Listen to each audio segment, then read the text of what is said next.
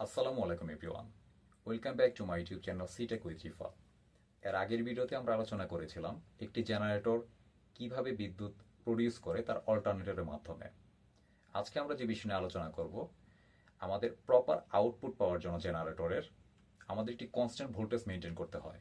কিন্তু জেনারেটরের লোড অনুযায়ী কখনো ভোল্টেজ কমে যায়, কখনো ভোল্টেজ বেড়ে যায়।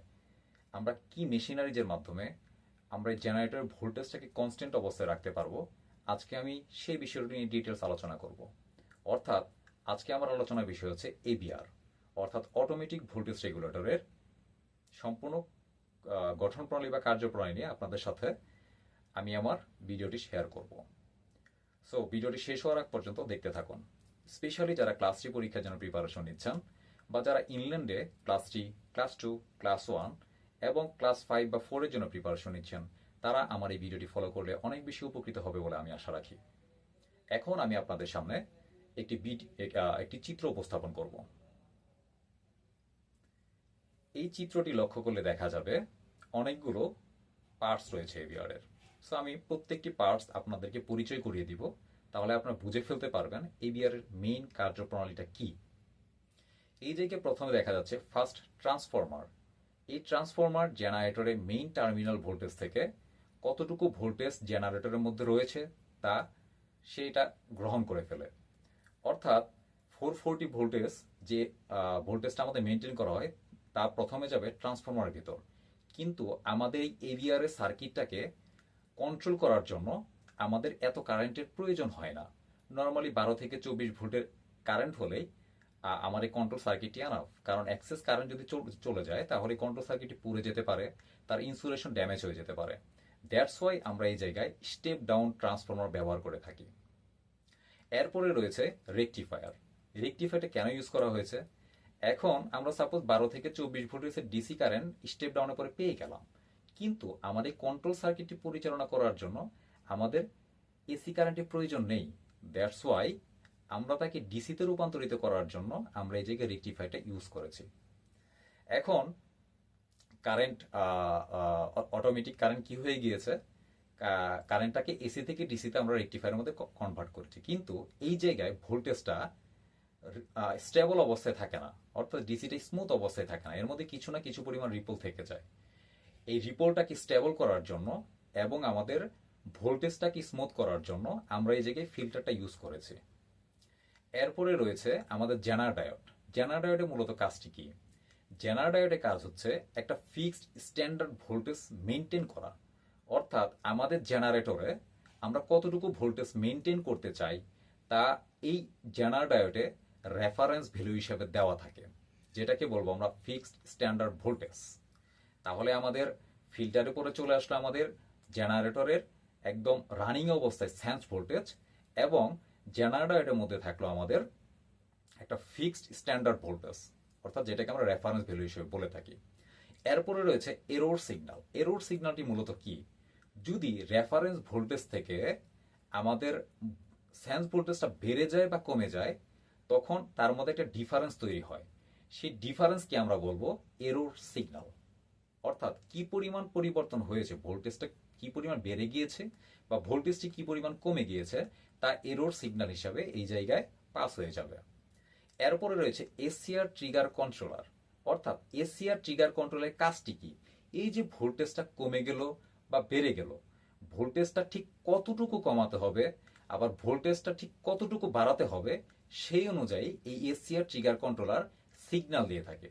এসিআর ট্রিগার কন্ট্রোলার কাকে সিগন্যাল দেয়? এসিআর ট্রিগার কন্ট্রোলার সিগন্যাল দেয় এক্সাইটার ফিল্ডকে, যে আমার লোডটা বেড়ে গিয়েছে। যদি লোড বেড়ে যায় তাহলে ভোল্টেজটা কমে যাবে, ভোল্টেজ যদি কমে যায় তার মধ্যে ভোল্টেজ কি প্রয়োজন? বাড়াতে হবে। তো ভোল্টেজটাকে বাড়ানোর জন্য এভিআর এর এক্সাইটেশন বাড়াতে হবে। তাহলে এভিআর এর এক্সাইটেশন যদি বাড়াতে হয় তখন সে সিগন্যাল দিবে যে তুমি এভিআর এক্সাইটেশন বেড়ে যাও। সেই অনুযায়ী আমাদের এক্সাইটার ফিল্ডটা বেড়ে যাবে, অর্থাৎ ম্যাগনেটিক ফিল্ডটা স্ট্রং হয়ে যাবে। অ্যাজ এ রেজাল্ট রোটর আর একটু স্পিডে ঘোরা শুরু করবে, তখন আমাদের 440 ভোল্ট ভোল্টেজ মেনটেন করা হয়ে যাবে। আবার যদি লোডটা যদি কমে যায়, লোড যদি কমে যায় তাহলে কি হবে? ভোল্টেজ বেড়ে যাবে। ভোল্টেজ যদি বেড়ে যায় তাহলে আমাদের এখন কি প্রয়োজন? ভোল্টেজটাকে কমানো প্রয়োজন। ভোল্টেজটাকে কমানোর জন্য এভিআর এক্সাইটেশনটাকে কমিয়ে দিবে। এবিআর যখন এক্সাইটেশন কমিয়ে দিবে তখন এসিআর ট্রিগার কন্ট্রোলার বলবে আমার এখন কম কারেন্ট প্রয়োজন। তখন সেই অনুযায়ী এক্সাইটার ফিল্ড একটু উইক হয়ে যাবে স্বাভাবিকের চেয়ে। উইক হয়ে গিয়ে তখন কি করবে, তাহলে ম্যাগনেটিক ফিল্ডটা উইক থাকবে। অ্যাজ এ রেজাল্ট আমাদের রোটোটি আরেকটু স্লো মোশনে ঘুরতে থাকবে। অ্যাজ এ রেজাল্ট আমাদের ভোল্টেজটি কমে গিয়ে 440-তে আবার অ্যাডজাস্ট হয়ে যাবে। এইটুকুই হচ্ছে আমাদের মূলত মেইন কাহিনী। এখন এই জায়গায় এক্সাইটার ফিল্ডের আগে আমরা কেন এই জায়গায় আবার রেকটিফায়ার ইউজ করেছি? আমরা জানি আমাদের যে জেনারেটর রোটো রয়েছে, জেনারেটর রোটোটাকে তার ম্যাগনেটিক ফিল্ড ক্রিয়েট করার জন্য আমাদের এসি কারেন্টের প্রয়োজনে আমাদের লাগবে ডিসি কারেন্ট। তখন আমাদের এসিআর ট্রিগার কন্ট্রোলার কি করে? এসিআর ট্রিগার কন্ট্রোলার জেনারেটরের ইনপুট থেকেই জেনারেটর আউটপুট থেকেই ডিরেক্ট জেনারেটর থেকে একটা এসি কারেন্ট সে গ্রহণ করে থাকে। এসিআর ট্রিগার কন্ট্রোলার এসি কারেন্টটাকে গ্রহণ করে সে তখন ওই ব্রিজ রেকটিফায়ারের মাধ্যমে ডিসিতে কনভার্ট করে। তখন আমাদের যে এক্সাইটার ফিল্টার রয়েছে সেই এক্সাইটার ফিল্ডে আমাদের ডিসি কারেন্ট প্রবাহিত হয়। অ্যাজ এ রেজাল্ট সেই ডিসি কারেন্ট আমাদের রোটরকে ঘুরতে বা বেশি স্পিডে ঘুরতে বা বেশি কমাতে আমাদের সাহায্য করে। এখন কথা হচ্ছে তাহলে এসি এবং ডিসি কারেন্ট আমাদের কোথায় কোন কোন পোর্শন পর্যন্ত ইউজ করা হয়েছে? আমাদের এই সম্পূর্ণ ডায়াগ্রামকে আমরা মূলত দুইটি ভাগে ভাগ করতে পারি। যেমন আমাদের ট্রান্সফরমার থেকে শুরু করে আমাদের এরর সিগন্যাল পর্যন্ত এইটুকু হচ্ছে ভোল্টেজ সেন্সিং সার্কিট, এবং এসিআর ট্রিগার কন্ট্রোলার থেকে নিয়ে এক্সাইটার ফিল্ড পর্যন্ত এটাকে বলা হয় পাওয়ার সার্কিট ফর এক্সাইটেশন। এই ভোল্টেজ সেন্সিং সার্কিটটাকে পরিচালনা করার জন্য আমাদের দরকার DC current. That's why transformer হয়ে রেকটিফায়ার হয়ে এসি কে ডিসিতে কনভার্ট করে আমাদের পুরো কন্ট্রোল সার্কিটটাকে পরিচালিত করা হয়। কিন্তু আমাদের এক্সাইটার ফিল্ডটাকে কমাতে বা বাড়ানোর জন্য আমাদের দরকার হয় কি? আমাদের দরকার হয় ডিসি কারেন্ট। দ্যাটস ওয়াই আমাদের কি করতে হয়, তখন জেনারেটরে একটা আউটপুট থেকে একটা লাইন আমাদের এসিআর ট্রিগার কন্ট্রোলারে চলে আসে। এসিআর ট্রিগার কন্ট্রোলার সেই এসিকে নিয়ে ব্রিজ রেকটিফায়ারের মাধ্যমে আবার ডিসিতে কনভার্ট করে সে আমাদের যে এক্সাইটার ফিল্ড রয়েছে সেই জায়গায় ডিসি কারেন্টটাকে প্রবাহিত করে থাকে। এখন প্রশ্ন হচ্ছে এসি কারেন্ট দিলে কি প্রবলেম হবে? এসি কারেন্ট দিলে অনেক প্রবলেম হবে, কারণ আমরা কি জানি এসি কারেন্টে পোলারিটি বারবার পরিবর্তন হয়ে যায়। পোলারিটি যদি বারবার পরিবর্তন হয় তাহলে ম্যাগনেটিক ফিল্ড স্থির থাকবে না। ম্যাগনেটিক ফিল্ড যদি স্থির না থাকে তাহলে সেই ক্ষেত্রে আমাদের বিভিন্ন প্রবলেম হয়ে যেতে পারে। আমাদের প্রপার যে অপারেশনের জন্য আমাদের রোটোটাকে কম ঘোরাতে হবে না বেশি ঘোরাতে হবে সেটা আমাদের মেনটেন করতে পারবো না। অ্যাজ এ রেজাল্ট কি হয়ে যাবে, আমাদের এবিআর এর যে নীতিটি থাকবে, যে নীতির উপর ভিত্তি করে প্রতিষ্ঠিত, সেই নীতিটি আমাদের মিথ্যা প্রমাণিত হয়ে যাবে।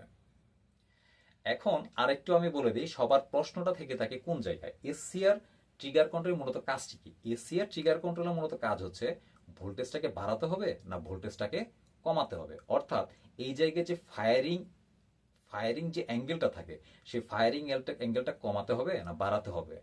যদি ভোল্টেজ কমে যায় তাহলে ফায়ারিং অ্যাঙ্গেল কি করতে হবে? ফায়ারিং অ্যাঙ্গেল কমাতে হবে। আর যদি ভোল্টেজ বেড়ে যায় তাহলে ফায়ারিং অ্যাঙ্গেল কমাতে হবে। আর যদি ভোল্টেজ কমে যায় সেক্ষেত্রে ফায়ারিং অ্যাঙ্গেল আমাদের বাড়াতে হবে।